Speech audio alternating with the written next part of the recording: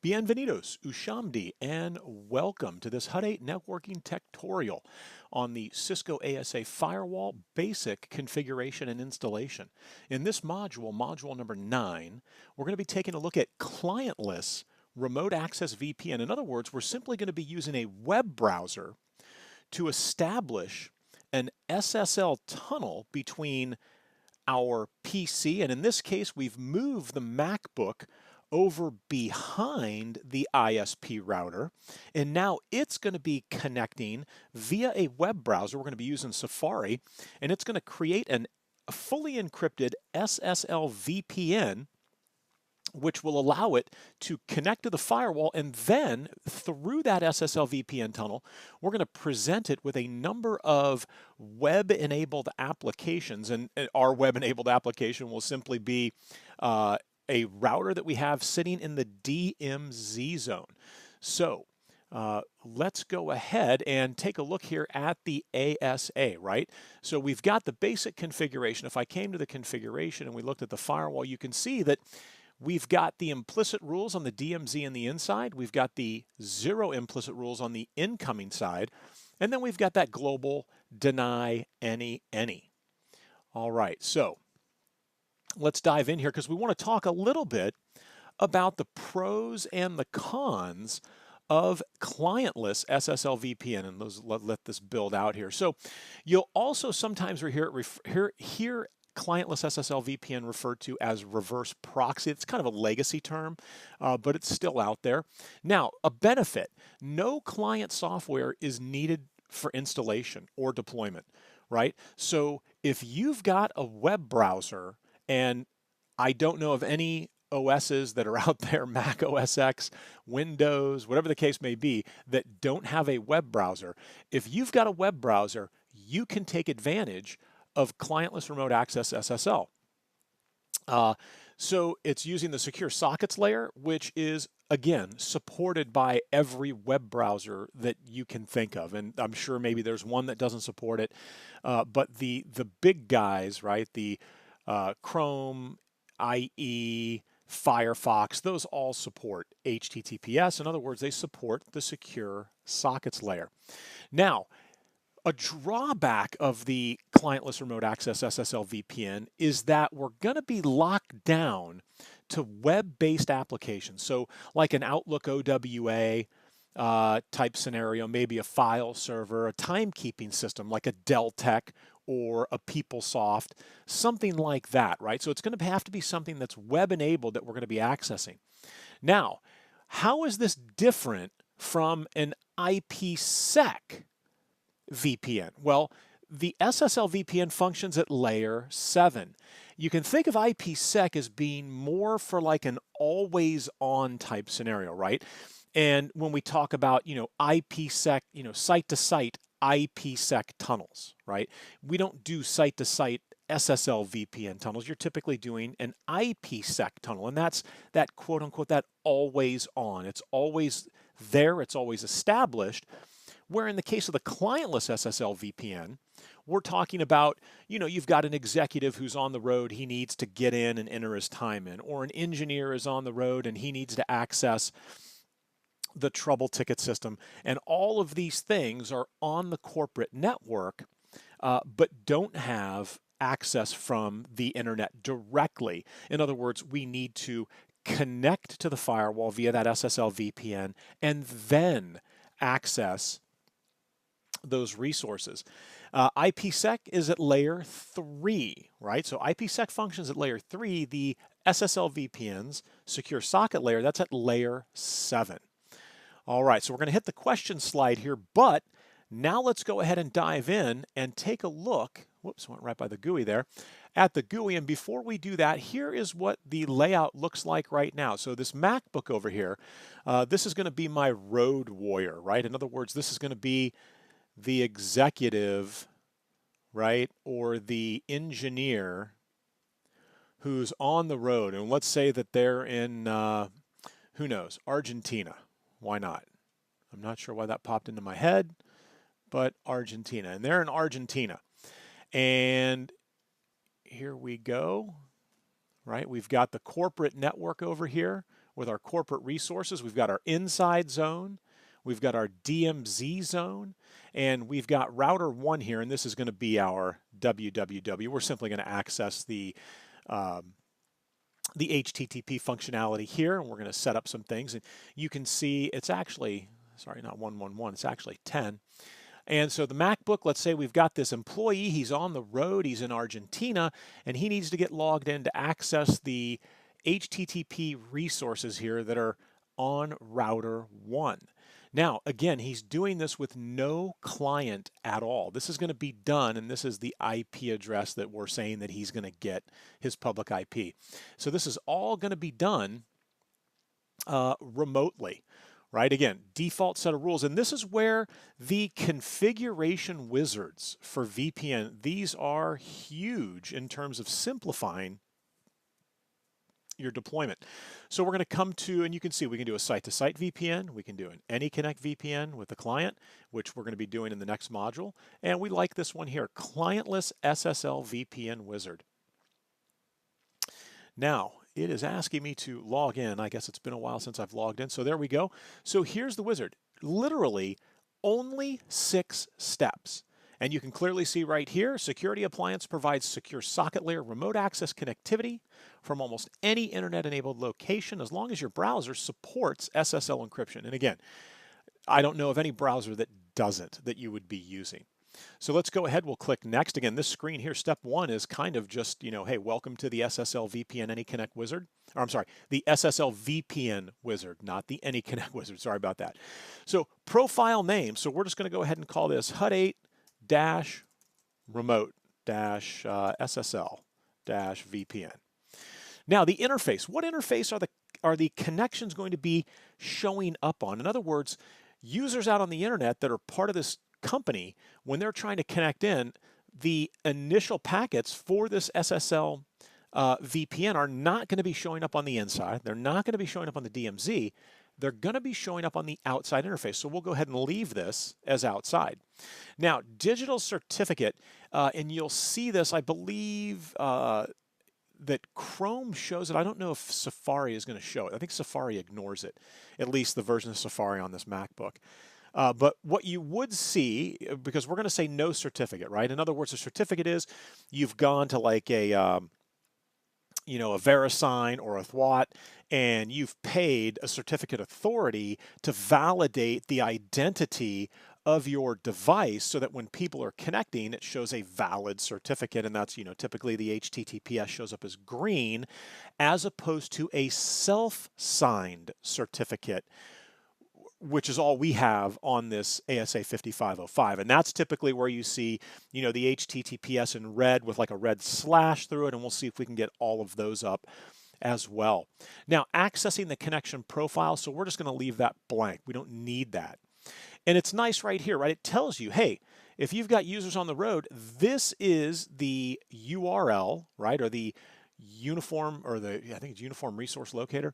So the HTTPS that we would need to enter in, remember, it's going to be HTTPS because it's SSL, right? It's going to be encrypted. So it's not going to be HTTP.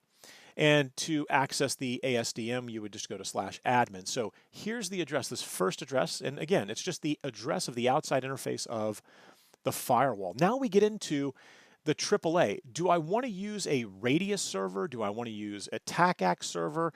And then I would point it toward that group. Well, again, small office, right? Or maybe it's just, at my house.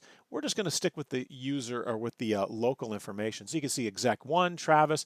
I can put in here, engineer, right? ABC 123, ABC 123, and we'll use the engineer. We'll add him over here. So when he's on the road, he's going to be able to connect in. And these are going to get added to the running config. And we'll take a look at the running config once this is applied so that we can see the differences between the running config without the SSL VPN and then the running config with it. Now, a group policy. These are sort of attributes or values that are going to be affiliated with whatever the group is. Now, this default group policy, this is sort of like a catch-all, and it's there. You can't delete this. And in fact, if we were to go look, there's another default setting along with default group policy. They can't be deleted. They're there as catch-alls. So we're going to create a new one. We're going to call it the same thing. We're going to say Hut8 remote SSL VPN, and we'll say next. And here's where this is kind of one of the more, this is out of everything that we've done so far, everything's been pretty straightforward, right? So this is where it tends to become a little confusing for learners because we get into this bookmark thing, right?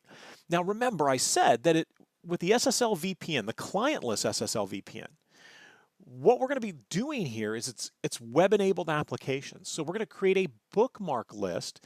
In other words, a list of bookmarks that the user, when they get connected to the SSL VPN, they're going to be clicking on those links that are going to be taking them to those web pages that they want to access. So you can see here, you can see here that we've got none, and we're going to create a new one other than that Hut8. And now this is going to take, it always takes a couple seconds here. So you can see we've got this guy. Let's just get rid of that. Cannot be deleted. Okay, fine, we'll leave it in there. We're going to do a new one. So we're going to say bookmarks, and we're going to add, and we're going to call this the Hut8, whoops, not Hut9, Hut8 Remote SSL VPN. And I'm going to add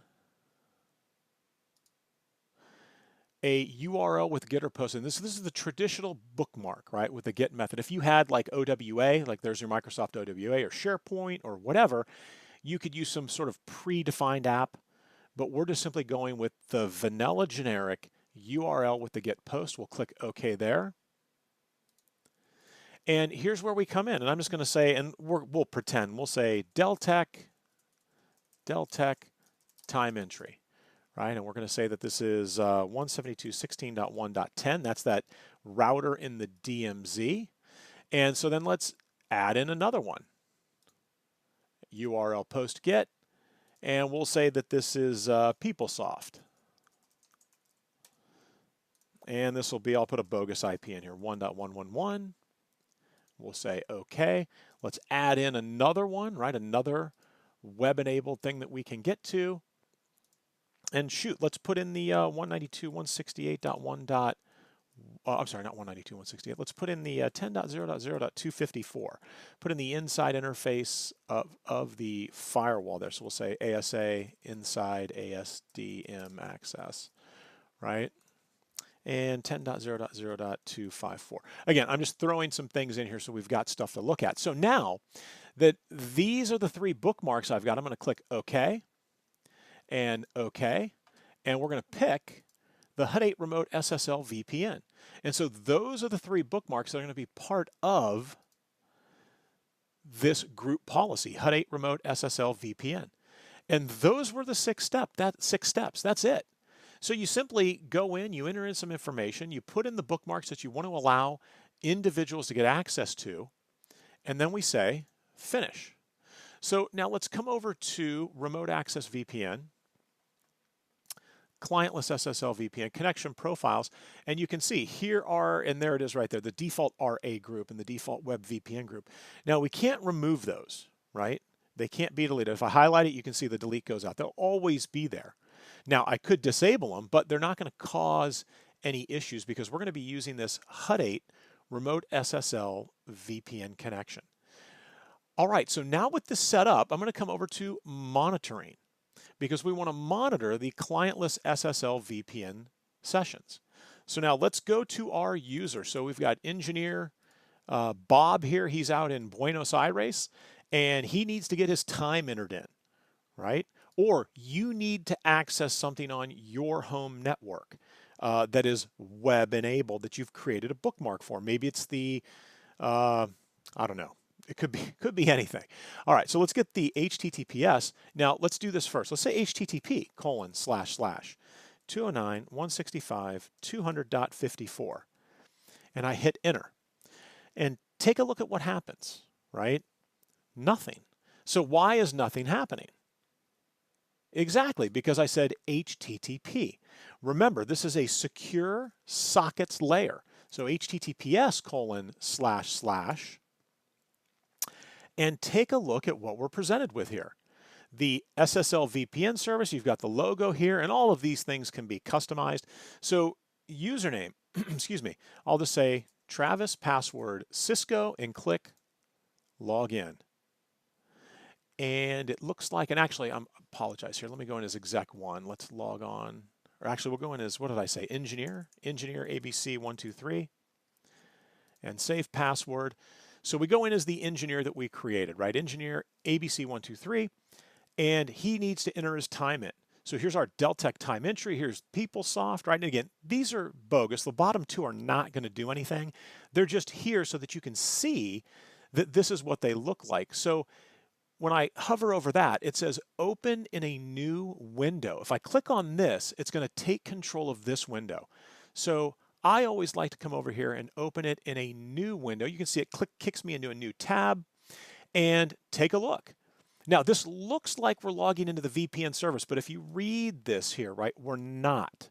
So it looks similar to the login screen, but as soon as I click that link, it's taking us to our, our pretend Deltek time entry system here, which is router 1. So on router 1, I would say, yeah, there's user account Travis with the password of Cisco, and I am now logged on to the DMZ router. So if I was in Buenos Aires, Argentina, and I needed to get my time entered in, I've got my clientless Anyconnect Ssl VPN ready to roll. All I need is a web browser that supports SSL.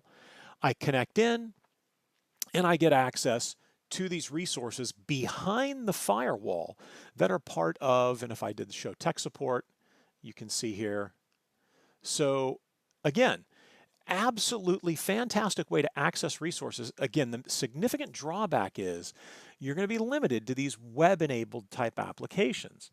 So what if you didn't want to do web? What if I wanted this MacBook to appear as if it was sitting on the network, right, on the inside network somewhere? So if I come over here and let's say, let me close that. If I connect in a local shell, if I was to say ping 192, oh, not 192, sorry. How about 10.0.0.11? Can I ping the MacBook? You see it's not working, right? Because it's not as if I'm sitting on the network along with the nodes inside the corporate network, right? It's this SSL layer 7 VPN over here, right, that's allowing me to access these web applications, right? Now I can say browse networks, browse entire networks, and again, looking for, maybe a CIFS share, a file server of some kind, right? So again, it has to be web enabled. I have to be able to access it via the web. Let's see, can I access 10.0.0.254? Yeah, unavailable, not going to work. Because again, it's not as if I'm sitting in the inside zone or inside the network and that I'm a node on that network. I'm connected over this layer 7 HTTPS secure sockets layer, right? And I'm going to be kind of locked down to being able to click on these links here and use whatever applications have been provided. But again, it is a very valid and a very easy way to allow individuals access to resources inside the network. It's just that these resources are going to need to be, at least in our use case here, are going to need to be web enabled, right? Or file server enabled or some kind of activity like that. But me pinging the inside interface, or I'm sorry, trying to ping somebody on the inside network, right? Not going to work. And let's kill out of that right there. All right, so that really is the clientless SSL VPN in a nutshell. Super straightforward. So you could set this up on your network. The one thing I want to warn you about, and actually let's come back over here and refresh, as we should see, right? Take a look. 209.165.110, that is the MacBook Pro. There's the username, engineer. And so you could come in here at any time and take a look at the details. There's my tunnel ID, the public IP, the hashing algorithm being used, right? Destination port 443, user password, and you can see like some of the default settings, the idle timeout. So after 30 minutes, I'm going to get logged off. And I like this here, idle 2 left. So I've got 28 minutes left before I get booted off. And it even gives you some of the web browser information, right? Client version. And you can see bytes sent and received, the type of encryption, RC4, and we're clientless. And this is what it's all about. Again, very, very simple, but there are a few limitations that maybe you don't like. Okay, well, that is going to wrap up clientless SSL VPN configuration.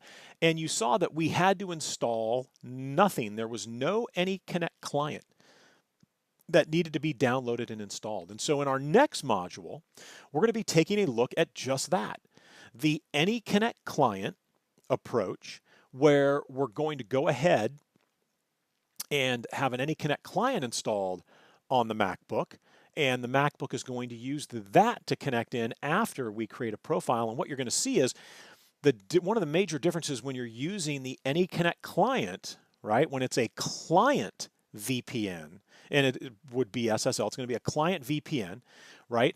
When we connect in, we've got an address pool. And specifically, we're going to go ahead and give ourselves an address. We're going to pick an address pool range out of the inside network, right? Out of the inside network. And then that MacBook is going to appear as if it is sitting on the inside network. And we'll deal with the split tunneling when we get to the errata, the very last thing. We'll talk about split tunneling, because what you'll see is that you don't have access. Once you lock in with that Anyconnect Client, by default, we're not going to have access back out to the internet. In other words, a split tunnel scenario where I can come through that tunnel, that encrypted tunnel, and I'm going to be able to get to the inside, right? But then the ASA firewall realizes, hey, I've got split tunnel configured, and so they're able to go to the internet as well. All right, well, thank you so much for watching. I hope to see you in the next module.